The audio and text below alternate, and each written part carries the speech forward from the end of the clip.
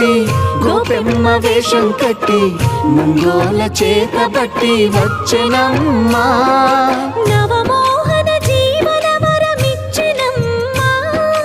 ఇకపై ఇంకెప్పుడు నీ చేయి విడిచి వెళ్ళనని చేతిలోన చెయ్యేసి ఒట్టేసిన